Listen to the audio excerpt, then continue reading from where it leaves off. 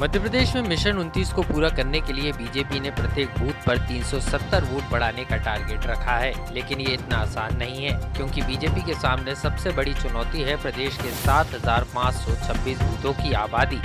जहां बीजेपी पिछले 4 विधानसभा चुनाव और 3 लोकसभा चुनाव में जीत हासिल नहीं कर सकी।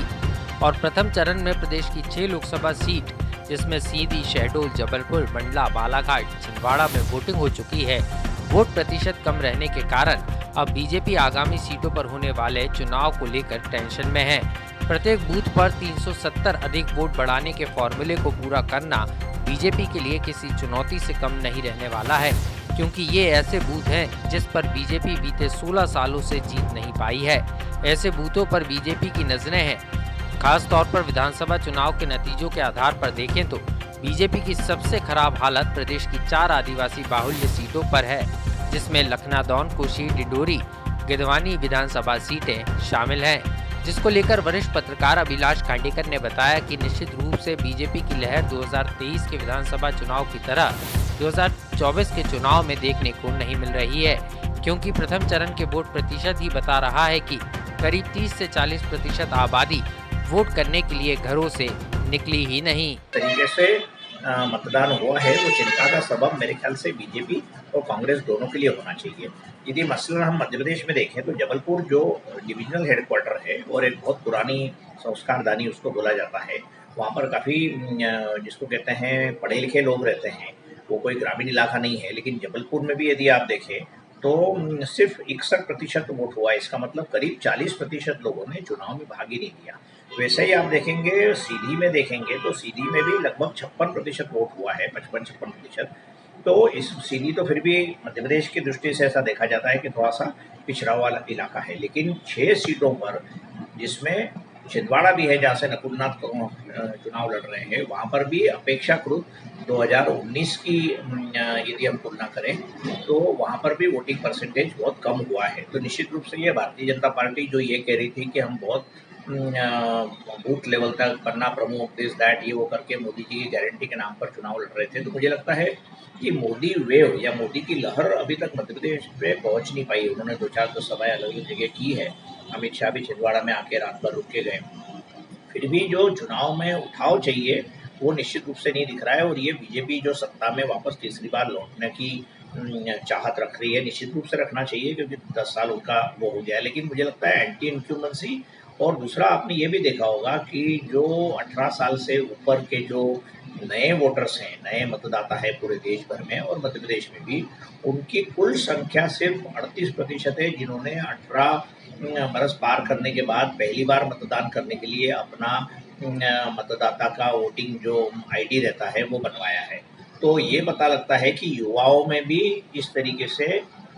या तो अनिच्छा है या इंडिफरेंस जिसको बोलते हैं, उनको बिल्कुल जिसको कहते हैं चुनाव की पूरी प्रक्रिया से वो अपने को बिल्कुल अलग रखना चाहते हैं। वो क्या अनएम्प्लॉयमेंट का इशू है, बेरोजगारी का इशू है या क्या इशू है, क्योंकि अब हम ये नहीं मान सकते कि इस उभरते भारत में अमृत काल में जो 18 साल का जो बच्चा पहली बार मतदान करने के लिए मैदान में आ रहा है उसमें इतनी उत्साह की कमी होगी। तो मुझे लगता है कि 2019 में बालाकोट एक बहुत बड़ा मुद्दा था जिसने भारतीय जनता पार्टी के वोटर्स को घर घर में से निकालकर बहुत मतदान कराया था। और जो 2019 का मतदान था वो करीब 75% था और जो इस बार करीब 8% घटकर रह गया है मध्य प्रदेश की यदि 6 सीटों की बात करें तो निश्चित रूप से भारतीय जनता पार्टी के माथे पर ज्यादा बल देखने को मिल रहे हैं। इतना ही नहीं, पार्टी के दिग्गज नेताओं के क्षेत्र में भी कई बूथ ऐसे हैं जिसमें वो पार्टी को इन बूथों पर जीत नहीं दिला सके। पूर्व मुख्यमंत्री शिवराज सिंह चौहान की बुधनी विधानसभा सीट, इसके अलावा अगर हम बात करें विधानसभा अध्यक्ष नरेंद्र सिंह तोमर की दिमनी, पूर्व मंत्री गोपाल भार्गव की रहली, पूर्व मंत्री नरोत्तम मिश्रा की दतिया, इसके अलावा बीजेपी प्रदेश अध्यक्ष वी.डी. शर्मा की खजुराहो सीट भी शामिल है। बीजेपी ने आगामी समय में बची हुई लोकसभा सीटों पर होने वाले चुनाव के लिए नए सिरे से रणनीति बना रही है, जिसके लिए पार्टी ने बॉटम टू टॉप तैयारी की है। लेकिन प्रथम चरण में हुए 6 लोकसभा सीटों पर चुनाव में वोटिंग प्रतिशत कम होने से बीजेपी की चिंताएं बढ़ गई हैं। यही कारण है कि अब आगामी लोकसभा सीटों पर वोटिंग के पहले बॉटम टू टॉप इकाइयों को बीजेपी ने पूरे जोर शोर के साथ स्थानीय स्तर पर हर बूथ पर 370 वोट बढ़ाने और जो 7000 से ज्यादा हारे हुए बूथ हैं, ऐसे क्षेत्रों को चिन्हित कर खास रणनीति के तहत कांग्रेस से बीजेपी में आए नेताओं के साथ सीनियर नेताओं और जातिगत आधार पर इन नेताओं की तैनात किया गया है, जिसको लेकर वरिष्ठ पत्रकार और राजनीतिक विश्लेषक का क्या कहना है, आप भी सुनिए। 7000 जिसको कहते हैं बूथ्स हैं जहां पर लगातार कांग्रेस ही जीत रही है, भारतीय जनता पार्टी हार रही है, उसमें कांग्रेस को ये देखना पड़ेगा कि वो अपने बूथ को किस तरीके से इंटैक्ट रखती है, मजबूत रखती है और भारतीय जनता पार्टी उसमें कैसी सेंध लगाएगी, इसके बारे में भी कुछ जानकारियां मिल रही है। तो लगता है कि जो जातिवाद के आधार पर जो छोटे छोटे समूह हैं, उसके जो नेता हैं बीजेपी के, उन लोगों को हितानंद शर्मा और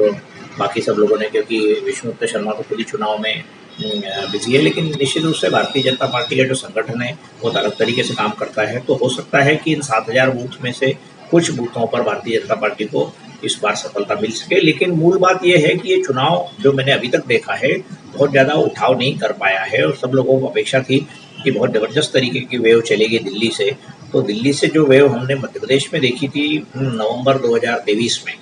और जिसके चलते भारतीय जनता पार्टी मोदी की गारंटी के पर सवार होकर 163 सीटें लाई, उसके बाद शिवराज जी को मुख्यमंत्री नहीं बनाया गया, लेकिन फिर भी आज मध्य प्रदेश में ये कहीं पर भारतीय जनता पार्टी के पक्ष में बहुत जोरदार हवा बह रही है, ऐसा मुझे नहीं लगता है। इसके लिए बीजेपी ने हर लोकसभा क्षेत्र के जातिगत समीकरणों के आधार पर बीजेपी ने जातिगत आधार पर नेताओं को मैदान में उतारा है,